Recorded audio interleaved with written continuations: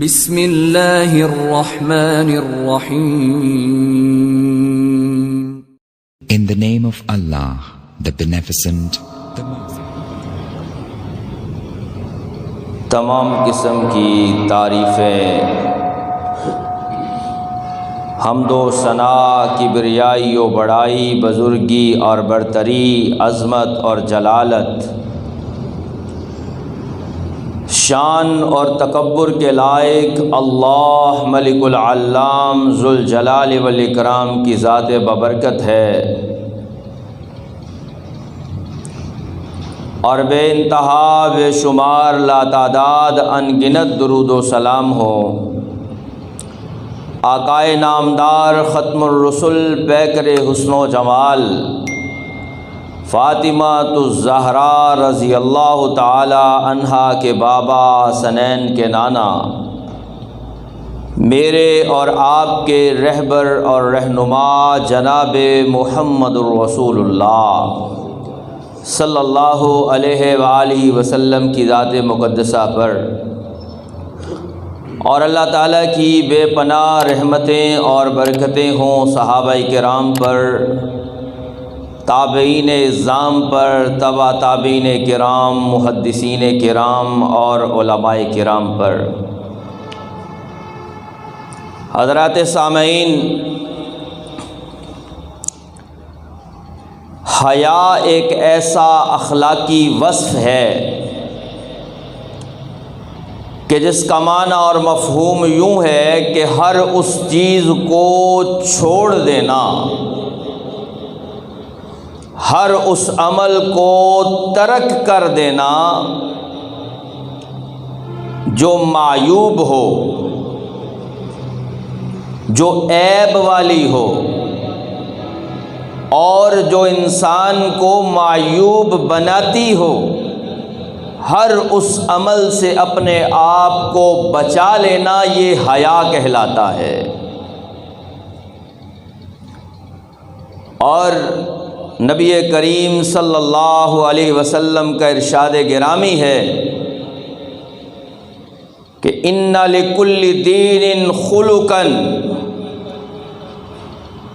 کہ ہر دین کا ایک اخلاقی وصف ہوا کرتا ہے، ہر دین کا ایک امتیازی پہلو ہوا کرتا ہے، اور وخلق الاسلامی الحیا، اور اسلام کا اخلاقی وصف اور پہلو اور اسلام کا امتیازی نشان حیا ہے۔ یعنی بے حیائی وہ ہے جو انسان کو معیوب بنا دیتی ہے، عیب زدہ کر دیتی ہے، لہذا ہر اس عمل کو چھوڑ دیا جائے۔ حیا کا تقاضا ہے جو انسان کو معیوب بناتی ہے، جو معاشرے میں انسان کو ایسا بنا دیتی ہے کہ جسے معاشرہ قبول نہیں کرتا۔ سلیم الفطرت لوگ اس چیز کو برا سمجھتے ہیں، اور اچھے انسانوں کے معاشرے میں جس چیز کو برائی کا درجہ دیا گیا ہے اسے چھوڑ دینا حیا کہلاتا ہے۔ اور آج اگر ہم مسلم معاشرے کو دیکھیں کہ اس میں اخلاقی لحاظ سے وہ پستی آ چکی ہے کہ جس نے اسے دوسرے برے معاشروں کی طرح کا ایک معاشرہ بنا دیا ہے، اور اس کی بڑی وجہ یہی ہے کہ ہمارے اس معاشرے میں حیا کے اوپر عمل ختم ہوتا جا رہا ہے، اور بے حیائی کا فروغ دن بدن بڑھتا چلا جا رہا ہے۔ تو آج ہم قرآن و حدیث سے یہی دیکھیں گے کہ اسلام حیا کے متعلق کیا کہتا ہے، اور اسلام بے حیائی سے کیسے روکتا ہے۔ سورہ نور کی یہ آیت جو میں نے آپ کے سامنے پڑھی، ان الذین یحبون ان تشیء الفاحشۃ فی الذین آمنوا، کہ وہ لوگ جو اہل ایمان میں بے حیائی پیدا کرنا چاہتے ہیں، وہ لوگ جو ایمانداروں میں، وہ لوگ جو اسلامی معاشروں میں، وہ لوگ جو مومنوں میں بے حیائی کا فروغ اور اشاعت چاہتے ہیں، ان کا دل کرتا ہے کہ ان کے ہاں بے حیائی کو عام کیا جائے۔ اللہ تعالیٰ فرماتے ہیں لہم عذاب علیم فی الدنیا والآخرہ، ان کے لیے اس دنیا میں بھی دردناک عذاب ہے اور آخرت میں بھی اللہ نے ان کے لیے دردناک عذاب تیار کر رکھا ہے۔ واللہ یعلم وانتم لا تعلمون، اور اللہ جانتا ہے تم نہیں جانتے۔ یہ سورہ نور کی آیت، اس کا سیاق و سباق جو مفسرین نے بیان کیا ہے کہ وہ جھوٹی تہمت جو ام المؤمنین رضی اللہ تعالی عنہا پر لگائی گئی، اس جھوٹی بات کے پرچار کرنے پہ اللہ تعالیٰ نے یہ بات نازل کی کہ اس بے حیائی کی بات کو پھیلانے والے جو لوگ ہیں، دنیا میں بھی عذاب اور آخرت میں بھی دردناک عذاب اللہ نے ان کے لیے تیار کر رکھا ہے۔ اور دوسری آیت میں اللہ نے فرمایا جو میں نے پڑھی، قل انما حرم ربی الفواحش ما ظہر منها وما بطن، اے پیغمبر کہہ دیجئے کہ میں نے ہر طرح کی بے حیائی کو حرام قرار دے دیا ہے۔ ما ظہر منها وما بطن، چاہے وہ بے حیائی چھپی ہوئی ہو یا ظاہر میں ہو، ہر طرح کی بے حیائی کو میں نے حرام قرار دے دیا ہے۔ تو حضرات سامعین، حیا کی ضد جو بے حیائی ہے، اس کے پھیلانے اور پرچار کرنے پہ اللہ نے دردناک عذاب کی بات کی ہے، اور اس بے حیائی کو اللہ نے حرام قرار دے دیا ہے۔ وَيَنْهَا عَنِ الْفَحْشَاءِ وَالْمُنْكَرِ، اللہ بے حیائی اور برائی سے تمہیں روکتا ہے۔ تو پتہ یہ چلا کہ معاشرے میں صرف ایک ہی اخلاقی وصف ہونا چاہیے جس کا نام حیا ہے، اور یہ حیا ہی ایک ایسا اخلاقی اور امتیازی پہلو ہے جس نے معاشرے کو خوبصورت بنایا ہے، کہ جس سے معاشرے کے اندر بہتری آتی ہے۔ اور میں نے بتایا کہ نبی کریم صلی اللہ علیہ وسلم نے فرمایا ہے کہ ہر دین کا ایک اخلاقی وصف ہوتا ہے، اور اسلام کا اخلاقی وصف حیا ہے۔ اور یہ حیا کیسے کرنی ہے، کس سے کرنی ہے، کب کرنی ہے، کیوں کرنی ہے؟ سب سے پہلی بات کہ اللہ رب العزت جس نے اس کائنات کو پیدا کیا ہے، جو اس کائنات کا مالک خالق رازق ہے، جس کے سامنے ہر چیز عیاں ہے، کوئی چیز بھی اس کی آنکھ سے پوشیدہ نہیں ہے، اس کے مشاہدے سے خالی نہیں ہے، سب سے پہلے اس اللہ رب العزت سے حیا کرنی ہے کہ کوئی بھی ایسا عمل جو اس اللہ نے قبیح قرار دیا ہے، حرام اور برا قرار دیا ہے، اس وجہ سے چھوڑ دینا کہ اللہ مجھے دیکھ رہا ہے۔ نبی کریم صلی اللہ علیہ وسلم نے فرمایا کہ ان اللہ تعالی حی کریم، اللہ تعالیٰ بڑی حیا والا اور بڑی عزت والا ہے، لہٰذا ہم پہ لازم ہے کہ اس اللہ سے حیا کریں، یہ سوچیں کہ اللہ میرے بارے میں کیا کہے گا، حالانکہ وہ دلوں کے بھید بھی جانتا ہے، لیکن پھر بھی ایسا بننا کہ کوئی ایسا کام سرزد نہ ہو جائے جو بے حیائی والا ہو،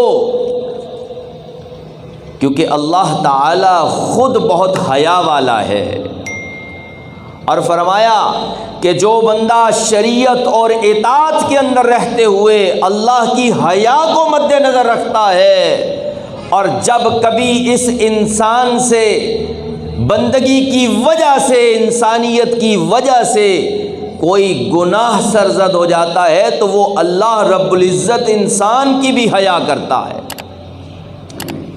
یعنی سب سے پہلی چیز کہ اس خالق کائنات سے حیا کرنا، اس بھرم کو اپنے اندر رکھنا، اور پھر صرف اللہ ہی سے حیا نہ کرنا، انسانوں سے بھی حیا کرنا، کیونکہ نبی کریم صلی اللہ علیہ وسلم نے فرمایا من لا یستحیی من الناس لا یستحیی من اللہ، جو لوگوں سے حیا نہیں کرتا وہ اللہ سے بھی حیا نہیں کرتا۔ لوگوں سے حیا کیا ہے؟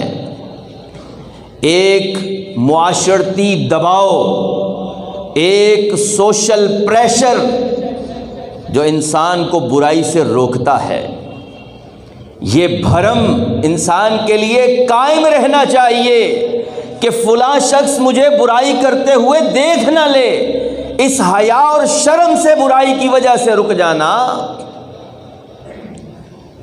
جیسے حضور صلی اللہ علیہ وسلم نے فرمایا کہ استحیوا من اللہ، اللہ سے حیا کرو جس طرح تم اپنے کسی نیک آدمی سے حیا کرتے ہو۔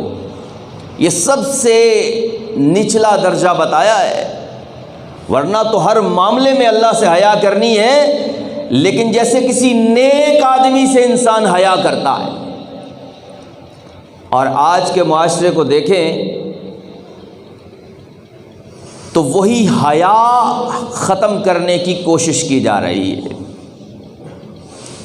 کہ کسی بزرگ کا ڈر، کسی معاشرے میں موجود افراد کا خوف کہ وہ کیا کہیں گے یہ کام کرتے ہوئے، مجھے دیکھ لیا تو کیا سوچیں گے، اس سوشل پریشر کو ختم کیا جا رہا ہے۔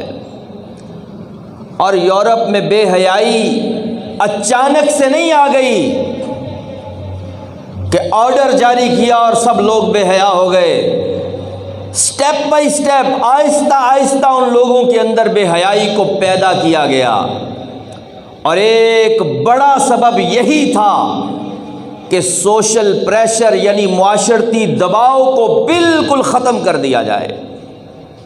نہ باپ کا ڈر، نہ بھائی بہن کا خوف، نہ کسی نیک اور صالح آدمی کا خوف، یعنی اس طرح سے اوپنلی ہر کام کرنے کی اجازت ہو، یہ چیز بھی بے حیائی کی فروغ کی ایک بہت بڑی وجہ بنی ہے۔ لہٰذا لوگوں سے بھی حیا کرنی ہے۔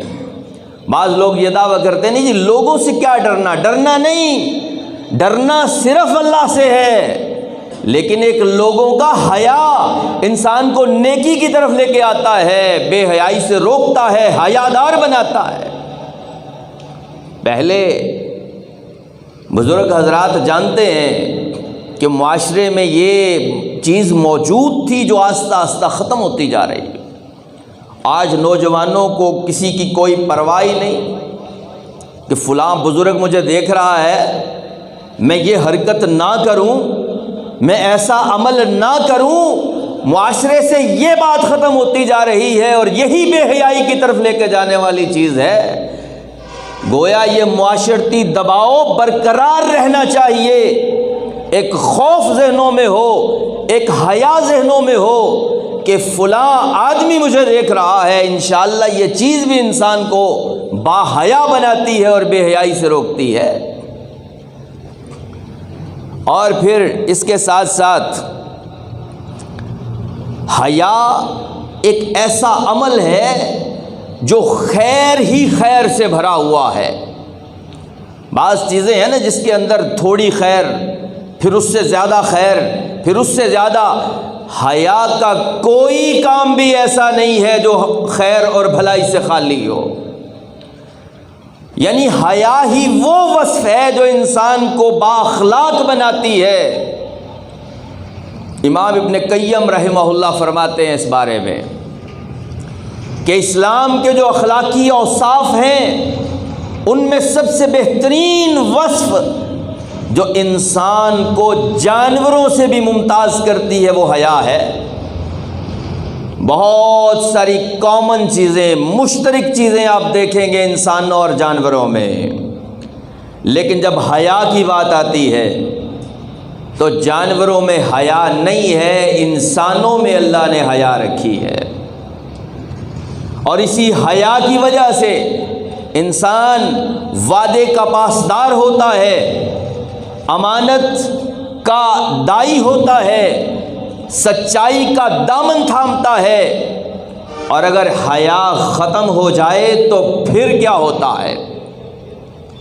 نبی کریم صلی اللہ علیہ وسلم نے فرمایا انا مما ادرک الناس من کلام النبوۃ الاولی، کہ پہلے انبیاء کرام کی شریعت اور نبوت سے جو چیز حاصل ہوئی ہے اس میں سے ایک بات یہ بھی ہے اذا لم تستحی فاصنع ما شئت، جب حیا باقی نہ رہے تو پھر جو چاہے مرضی کرو۔ یہ حیا ایک چیز ہے جس نے انسان کو جوڑ کے رکھا ہوا۔ حیا ختم ہو گئی تو ہر برائی آسان ہو گئی۔ آپ اندازہ کریں، کبھی تو معاشرے کا یہ دباؤ ہوا کرتا تھا کہ صحابہ کرام بیان فرماتے ہیں کہ اگر ہم میں سے کوئی با جماعت نماز سے پیچھے رہ جاتا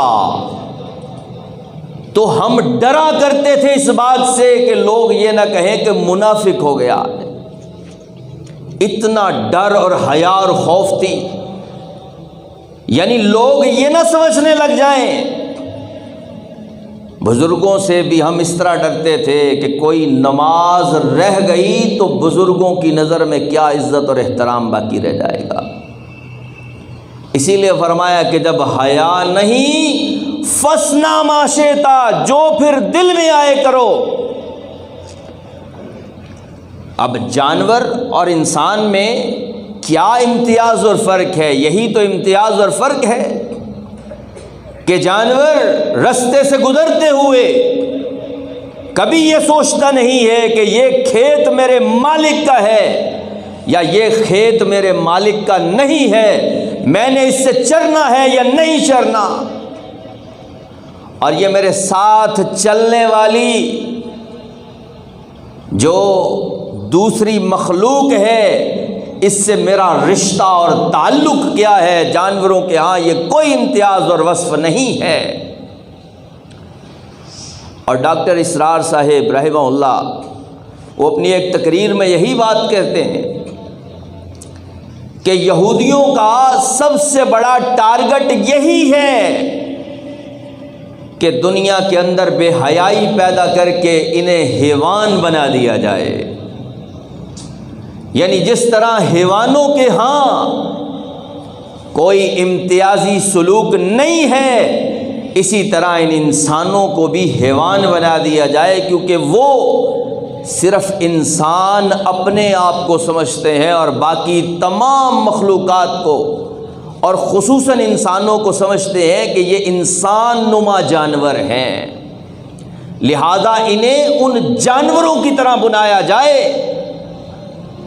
آج اگر آپ ریسرچ میں جائیں، تحقیق میں جائیں، تو آپ کو یہ سارا دجالی اور کذابی میڈیا جو ہے اس کے پیچھے صرف ایک ہی نقطہ نظر آئے گا، اور وہ جوش یعنی یہودیوں کا نقطہ نظر ہے کہ ان لوگوں کو مادر پدر آزاد بنا دیا جائے، جانوروں کی مثل بنا دیا جائے،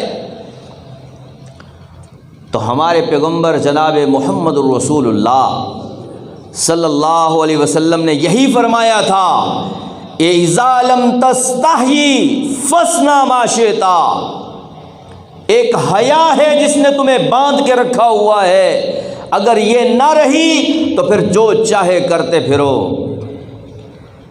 حضرات، حیا صرف اخلاقی وصف ہی نہیں، ایمان بھی ہے، اور نبی کریم صلی اللہ علیہ وسلم نے فرمایا کہ حیا اور ایمان دونوں لازم و ملزوم ہیں، کہ ایمان ہے تو حیا بھی ہوگی اور حیا ہے تو ایمان بھی ہوگا۔ اور فرمایا لیکن اگر ان میں سے کسی ایک کو اٹھا لیا جائے، حیا اور ایمان میں سے اگر ایک کو اٹھا لیا جائے تو دوسری خود بخود اٹھ جایا کرتی ہے۔ یہ نہیں ہے کہ حیا نکل جائے اور ایمان اکیلا رہ جائے، یا ایمان تو موجود ہو لیکن ایسا ایمان جو حیا سے خالی ہو، قابل قبول ہی نہیں ہے۔ اور نبی کریم صلی اللہ علیہ وسلم نے فرمایا کہ الایمان بضع و ستون شعبہ، ایمان کے 70 سے زیادہ شعبے اور شاخیں ہیں۔ والحیاء شعبۃ من الایمان، اور حیا ایمان کا ایک شعبہ ہے۔ لہذا پتہ یہ چلا کہ جس دل میں حیا نہیں اس دل میں ایمان بھی نہیں ہے۔ اور پھر دیکھیے کہ اس کے مد مقابل جو چیز ہے، یعنی حیا کے مد مقابل بے حیائی ہے، اور بے حیا انسان اللہ کو پسند نہیں۔ نبی کریم صلی اللہ علیہ وسلم نے فرمایا اللہ جن لوگوں سے بغض کرتا ہے، نفرت کرتا ہے، آپ اندازہ کیجئے کہ اللہ کی نفرت کوئی عام نفرت نہیں ہے۔ کوئی ایک شخص میرے بارے میں اپنے دل میں نفرت کے جذبات پیدا کر لے، ایک سینسیبل پرسن، ایک اچھی عقل کا مالک انسان، وہ تڑپ جاتا ہے، وہ سوچ اور اس وہم میں پڑ جاتا ہے کہ مجھ سے کون سی غلطی ہوئی ہے کہ جو لوگ مجھ سے نفرت کر رہے ہیں، اور کجا یہ کہ اللہ رب العزت انسان سے بغض کرے اور نفرت کرے۔ تو کس انسان سے اللہ نفرت کرتا ہے؟ فرمایا ان اللہ لیبغض الفاحش البذیء، اللہ تعالیٰ بے حیا انسان سے، بدگو انسان سے نفرت کرتا ہے، کہ جس انسان کی زبان پہ بدگوئی ہے، جس انسان کے کریکٹر میں بے حیائی ہے، جس کی زبان سے کلمات نکلتے ہیں تو بے حیائی والے، جس کی حرکات اور سکنات ہوتی ہیں تو بے حیائی والی، اللہ ایسے آدمی سے نفرت کرتا ہے، ایسے آدمی کو اللہ پسند نہیں کرتا۔ تو اللہ کی محبت حاصل کرنی ہے تو دل میں حیا پیدا کرنی ہوگی۔ حیا کے بغیر اللہ کی محبت دل میں نہیں آ سکتی۔ اور حیا تو ایک ایسی چیز ہے، پیارے نبی صلی اللہ علیہ وسلم نے فرمایا جس چیز میں پیدا ہو جائے اس چیز کو مزین اور آراستہ بنا دیتی ہے، اور بے حیائی جس چیز میں آ جائے آپ نے فرمایا اس چیز کو تباہ و برباد کر کے رکھ دیتی ہے۔ اور آپ نے فرمایا کہ یہ جو حیا ہے یہ ایمان کا حصہ ہے، اور ایمان انسان کو جنت میں لے کے جانے والا ہے، اور جو بے حیائی ہے فرمایا کہ یہ انتہائی بری خصلت ہے جو انسان کو جہنم میں لے کے جانے والی ہے۔ حیا ہر انسان کے اوپر فرض ہے، چاہے وہ مرد ہے یا عورت، لیکن جب بھی ہم حیا کی بات کرتے ہیں تو ہمارے ذہنوں میں عورت کا نام آتا ہے۔ حضرات، بالکل حیا عورت کا زیور ہے، حیا عورت کی خوبصورتی ہے، حیا نے ہی عورت کو ایک معاشرے میں اعلیٰ مقام دیا ہے۔ اسلام سے قبل کی تاریخ اٹھا کے دیکھ لیں، یہ عورت کیا تھی، معاشرے میں کیا حیثیت رکھتی تھی؟ ایک جانور سے بھی کم حیثیت تھی عورت کی معاشرے میں۔ پیارے نبی جناب محمد الرسول اللہ صلی اللہ علیہ وسلم نے اس عورت کو حیا کی چادر اوڑھائی اور اس کے قدموں میں جنت رکھ دی۔ پیارے نبی صلی اللہ علیہ وسلم نے اس عورت کو حیا کی چادر اوڑھائی اور اس کو بیٹی کہہ کے رحمت بنا دیا، اس کو بہن کہہ کے بھائی کی غیرت بنا دیا، اور اس کو جنت کی نعمت قرار دے دیا ایک بیوی کی صورت میں۔ یہ حیا کی چادر تھی جس نے اس عورت کو وہ مقام دیا کہ جو آج تک اس کو حاصل نہ تھا۔ اور دور کیوں جاتے ہیں؟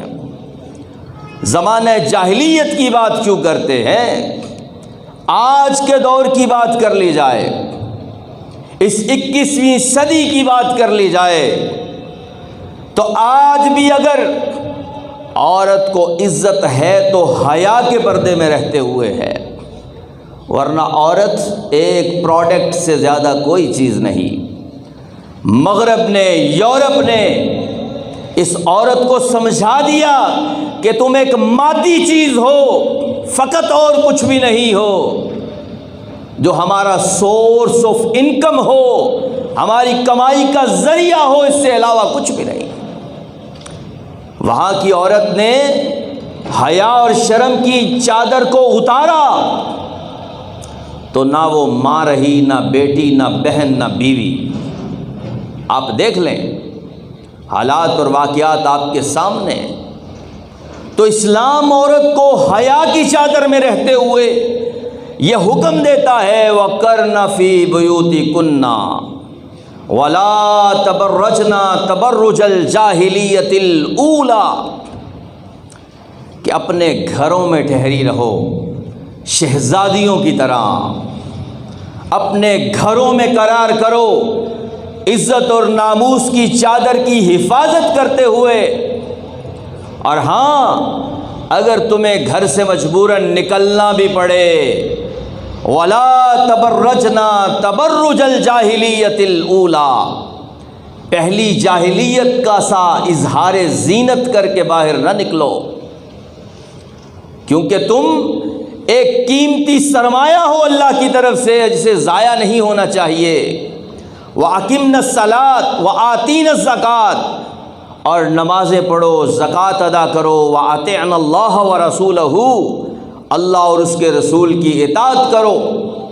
انما یرید اللہ لیذہب عنکم الرجس اہل البیت، اے اہل بیت، اللہ تم سے ناپاکی کو دور کرنا چاہتا ہے۔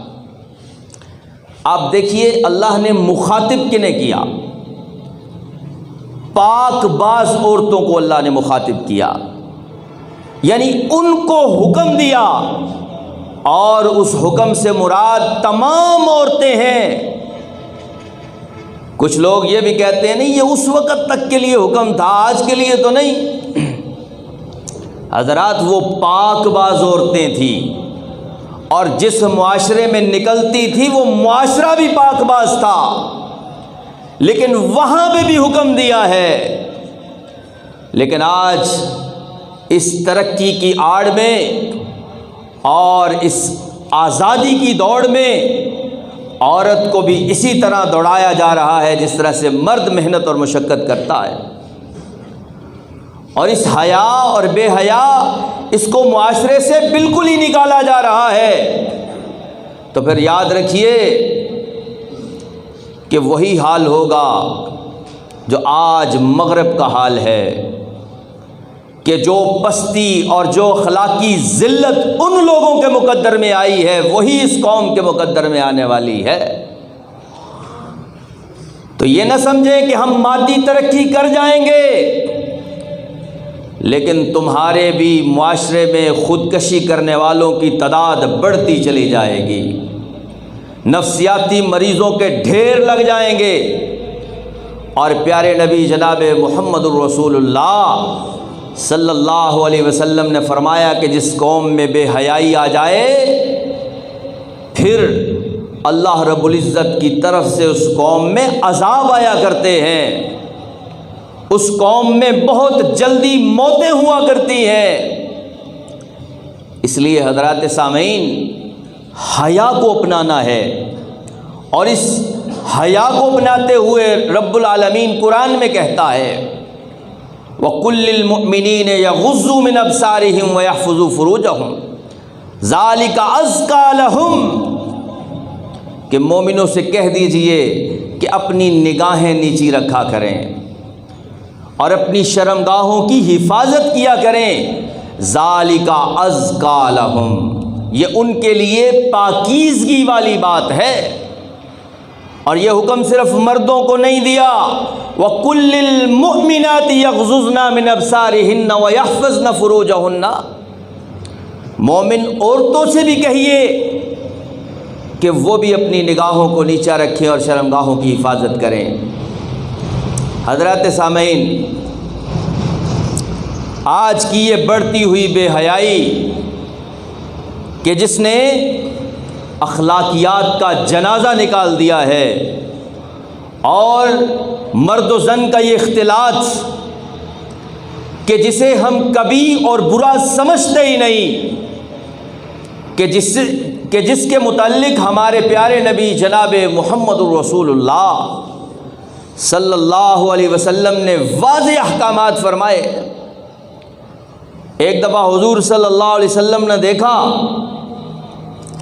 کہ عورتیں مسجد کے لیے آ رہی ہیں اور مرد بھی آ رہے ہیں۔ اب حضور نے دیکھا کہ رستے میں ماحول یہ بن گیا کہ گویا کہ دونوں اکٹھے ہی آ رہے ہیں، مرد بھی اور عورتیں بھی۔ جس طرح کا نظارہ آج ہماری سوسائٹی اور ہمارا معاشرہ پیش کر رہا ہے، ہماری درسگاہوں میں بھی مرد و زن کا اختلاط، ہمارے بازاروں میں بھی مرد و زن کا اختلاط، اور حتیٰ کہ اب تو ہمارے ایونٹس، شادیاں بھی اس سے مبرہ نہیں رہی۔ تو ہم کس سمت میں جا رہے ہیں؟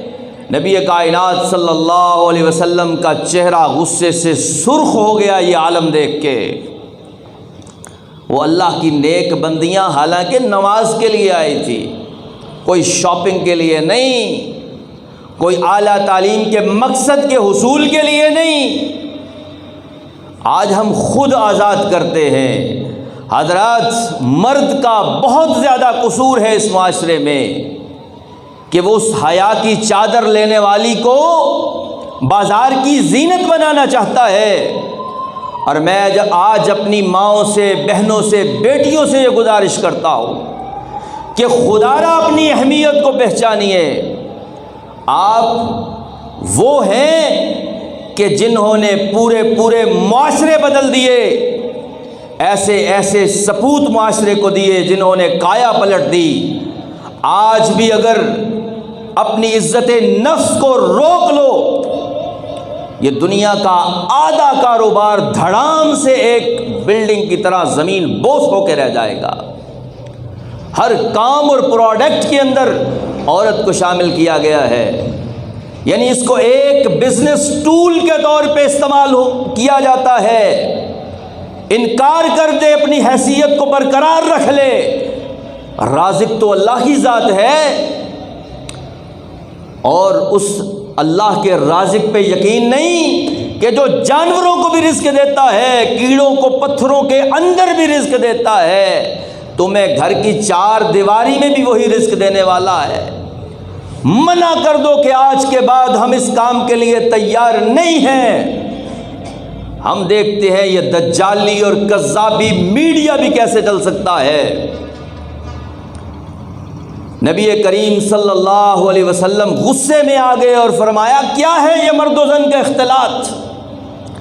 عورتوں کے لیے جائز نہیں کہ وہ رستے کے درمیان میں چلیں، ہاں مرد حضرات درمیان میں چلیں اور عورتیں بالکل رستے کے کنارے پہ چلا کریں۔ صحابہ کرام بتاتے ہیں اس کے بعد ہم نے عورتوں کو دیکھا کہ ان کے جو پلو ہیں، ان کی جو چادریں ہیں، وہ اس قدر کنارے پر چلنے کی وجہ سے دیواروں کے ساتھ گھسٹتی چلی جاتی تھی۔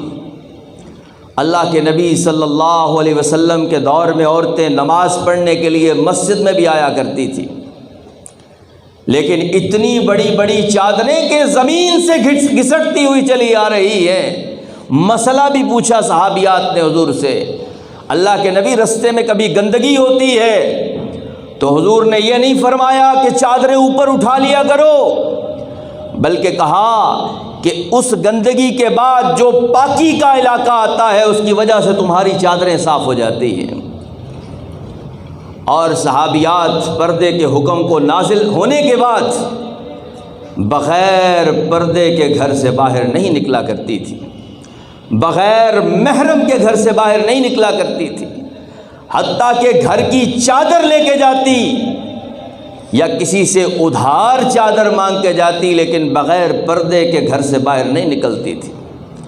آج ہماری بیٹیاں، آج ہماری بہنیں اس حیا کی چادر کو اگر اوڑھ لیں تو معاشرہ دوبارہ بدل سکتا ہے، یہ سکون معاشرے میں دوبارہ پیدا ہو سکتا ہے۔